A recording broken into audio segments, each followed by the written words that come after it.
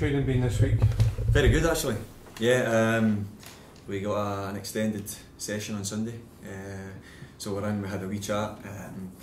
Listen, I just said to the boys that it was, without doubt, it was a poor performance. Really poor. So many players just not quite at it, and as a team, we suffered a terrible result. But I said to them there and then that they didn't suddenly become a terrible side from a very good side, because the two performances in the league have been good. You know, particularly second half against St Mirren. Speaking to many people, you know, would agree that we did more than enough to win the game. Made a mistake near the end, cost us one at least point from the game. But the Aberdeen performance was excellent, Ryan, and we lost a goal to a penalty kick. And outside of that penalty kick, I felt we contained, you know, which has been widely regarded, and they've proved it as the second best team in the country for the last few years. So I was pleased with the performance, disappointed with the result. But yeah, last week was just one of those games, and you know, I've got a real trust in them. We've come back really strong this week. We've had a brilliant few days of training. Mood's been really good. You know, I think they needed a wee bit of a talk to on Sunday. It wasn't a firing squad, it wasn't a running session, it was just a bring them together and have a wee discussion on how I felt the game went, where I felt it went wrong, and as a group they've responded brilliantly. Do you need that win though, Neil, just to kick on? Listen, you're always looking for wins, of course you do. It's no point in saying to everybody, we're playing well and you're no winning, so I understand that. But it's so early in the season that nearly every side, you know, you look at the very best in the country. Celtic now probably not firing, they've already lost in the league. So we're all searching for that finished product where you're playing well, you're winning games. And we've not quite hit the wins yet. We've not got a point yet in the league. We've gone out of the cup, so that's a disappointing aspect of it. But look, the group I've got have proved to me that they can play good football, and we just want to put the polish on that by getting the points that I think the play deserves. As a manager, O'Neill, I mean, obviously you want to win games and you want performances. That's the perfect match, isn't it? Mm-hmm. The longer it goes without getting that victory, though, does that put more pressure on you as a manager? Do you want it by pressure? Because it's 3 games into the season. I understand. Right, okay, that. So we're second league game now going. We've lost the cup game, yeah, so I've lost 3 in the bounce. I'm not ignorant to the fact. Mm-hmm. But as I said to you there, it's the same talking, it's very early in the season, so I don't know if you're trying to put listen, I don't know whether you're trying to put pressure on me or not. No. I don't feel pressure. Right. I feel an enormous amount of confidence in my team. And the performances in the league have been good without bearing out points. So if you want to put pressure on me, fine, you can bring it. But I'm not about to apply that to the team, because I've seen a real good reaction this week. We've prepared well for a really good St Johnstone side who are playing differently this season. Mm-hmm. They've got some exciting players. I took in the Hibs game. I've watched the Queen's game. So they've got all the information they always get, and we'll go to McDermott Park try and win the game. You say St Johnstone are different. How different are they? Well, they're different in how they've lined up. First of all, you know, they've got 2 wide players, exciting wide players in right, and Kennedy on the other side, and I think they pose a different threat. They've still got the same structure out of possession, so we'll watch them. You know, I spend a lot of my time as manager is to make sure the players have information. I make sure I've got information on the opposition, and we've spent long hours watching them, so we know the threat they have, bringing Tony in, Tony Watt up top, who's scoring goals again. So we know where they are, but we know where we are. We had 3 wins last year against them, and you think they're stronger this season? Well, I don't know. I think Tommy Wright can answer that question. As I said, it's far too early to answer questions on is somebody stronger, is there pressure getting handed out, is it long? It's so early in the season. We're talking 3rd league game here, so I don't know if they're stronger. Time will tell when we get halfway through the season. There was a lot made about your relationship last year with Tommy and everything that happened. Is there a relationship there? No, there's no relationship with Tommy. I never had one previously either. No, we're 2 managers who want our teams to do best, and I'm getting into the game on Saturday only interested in my team. Will there be a shake of the hands and things like that though as normal? Oh, I don't know if that's going to happen or not. Brian, I've already told you that all I'm interested in, we've had a bit of a set to on the touchline. I'm not interested in St Johnstone or Tommy Wright or the players. All I'm interested in is making sure that my players and I have all the information gathered and given to them, and we hopefully come out on top. How different are Dundee from last season?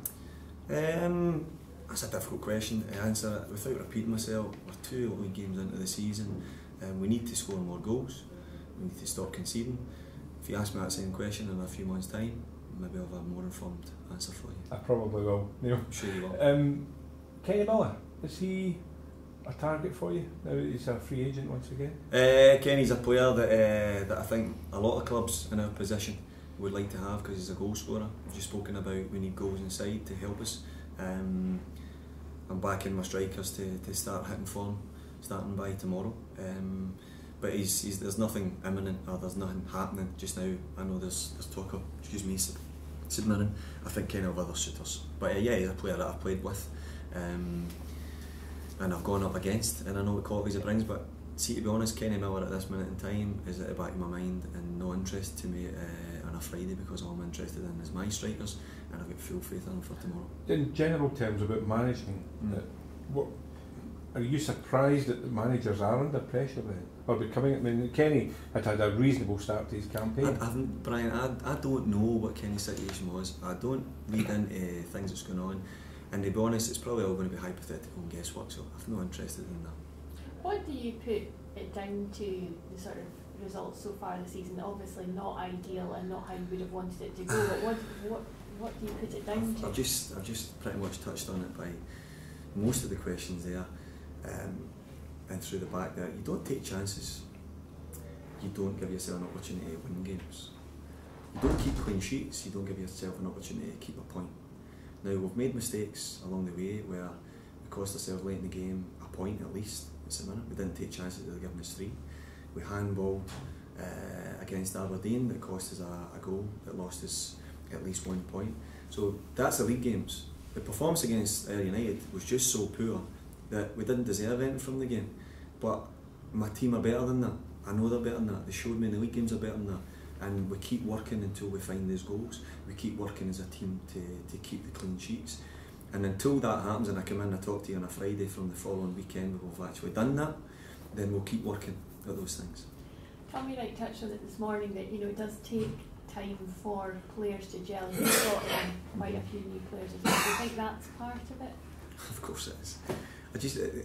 I don't want to keep repeating myself in this press conference, but it's so early into the season. As I said, if the very best in our country are still struggling to find that high gear, and they haven't had too many changes in their squad, but the teams who have made changes, and it's teams, when you look at Hearts for instance now, they've made umpteen changes and they've had a fantastic start to the season. Would you ask Craig Levein if he's been happy with the all-round performances?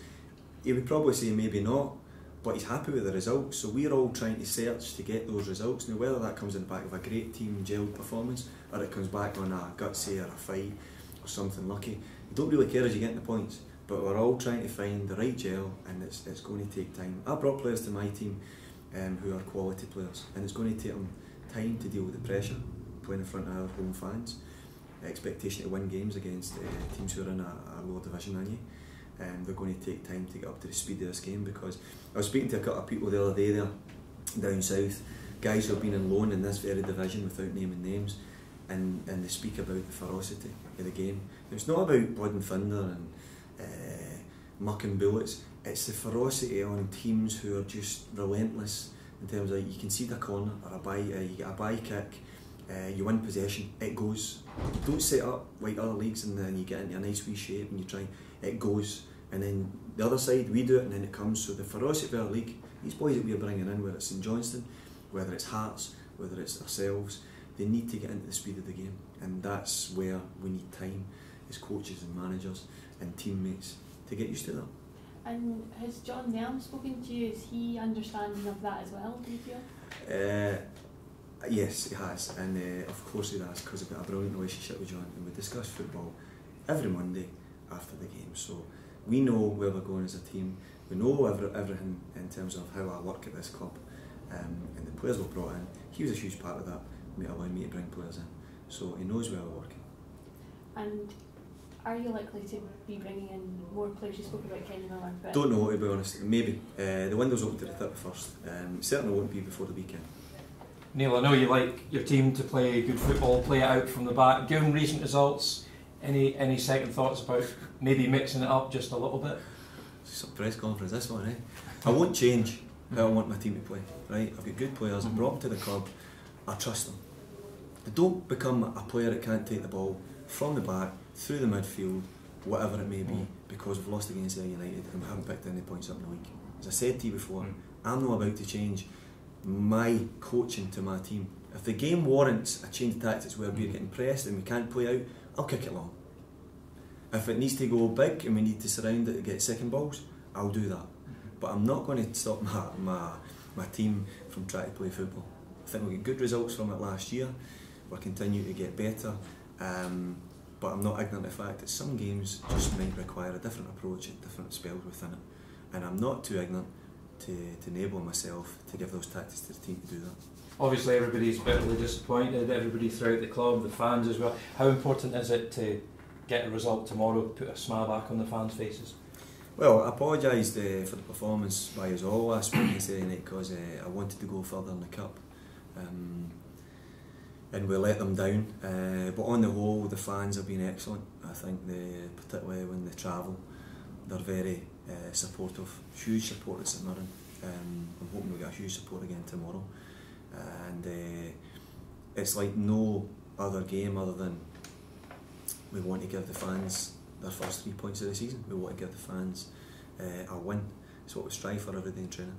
And team news, how's that shaping up? Team news is Jensi suspended, Gowser's back in the squad, Gun Kamara's back in the squad again, so and no ill effects after his short time last week, and then a reserve game during the week. Neil, just on the league in general, where do you see it settling down?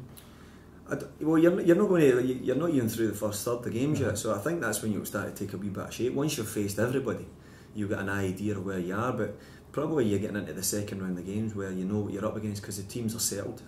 They've had that first round of games where they played each other. They've had a period of time where you can almost see how teams, managers are getting towards that end of that period where they're thinking they've got their settled shape or maybe a settled personnel. And I think that's when you can start to say, right, you can look in and say, yeah, I can see where that side's going, ourselves included. I think once you start getting into the second period, that's when you really start to see where teams are learning their homework, if they've hit where they want to be. I would say that's pretty much where it is. When 14, 15 games, you've got a fair idea where the league's going to go.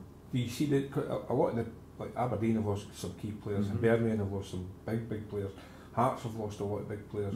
Rangers appear to have strengthened. Celtic appear to have gone backwards. Do you see any change in the dynamics towards that top 4 or 5 clubs? I think Hibs have looked good again. I've watched Hibs. You were at St Johnstone. Yeah, I went there under Neil, and although it was a draw, that I thought the chances maybe they could have won the match. And Hearts have had a big turnaround in their squad. Aberdeen have not had such a big turnaround, but they've lost, as you say, important players, whether it be injury or going on. So I don't see the dynamics changing in terms of what's dictated to by budget. You know, these big teams can afford to go and spend money, transfer fees. Hibs have strengthened bringing in boys from down south. Aberdeen have got financial might there that brought in the boy Wilson to strengthen up top. Rangers clearly have had an impact in the transfer market that no many clubs could deal with. Celtic are sitting probably on a nice, lovely big bank balance there that they can cash in. I'd imagine they'll start to strengthen. All the other sides around us are working on similar types, and we're all really fishing in the same pond for recruitment.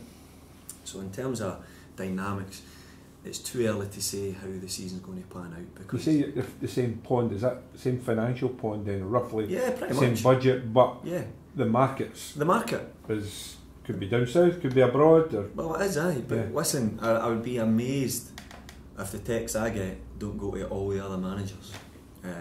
I'd be amazed because agents have to do their work and they don't just pick out one side and say, oh, he's right for it. They scattergun, and whoever bites or whoever has a look or whoever thinks I've got a budget for that, and that's what happens. That's where we are. But sometimes outside of that, you can pick up a gem that they don't know about.